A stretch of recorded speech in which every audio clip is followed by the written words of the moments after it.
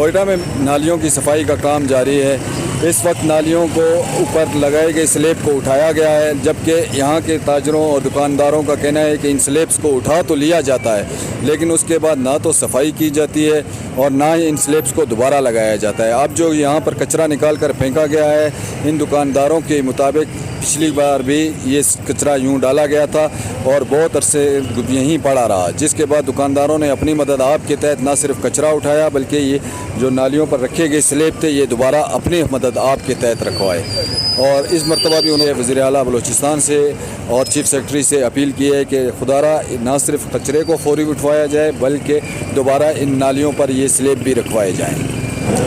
ہاں، یہ نالیہ کام تو صحیح ہے، وہ جائے صفائی تو اچھا کام ہے، لیکن بات اس طرح ہے کہ جب صفائی کرے گا یہ دوبارہ جو ڈھکنے لوگ نے توڑا ہے یہ دوبارہ رکھنے والا نہیں ہے۔ مجھے لگ رہا ہے پورے 1 مہینے تک اسی طرح یہ گند رہے گا۔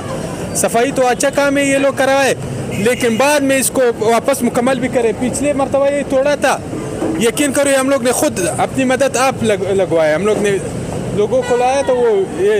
لیکن یہ لوگ کہیے ہے کہ یہ تو صفائی تو کر لیتے، لیکن بعد میں جو کچرا پڑا ہوا ہے یہ بالکل یہ لوگ اٹھا لے گا، لیکن 1 ہفتے بعد ہی اٹھا لے گا۔ اور یہ جو یہ ٹوٹا ہوا ہے، یہ جو اس کا سلیب جو ٹوٹا ہوا ہے یہ مشکل ہے 1 مہینے تک یہ آ جاوے ادھر لگ جائے، اور تو کام اچھا ہو رہا ہے یہ۔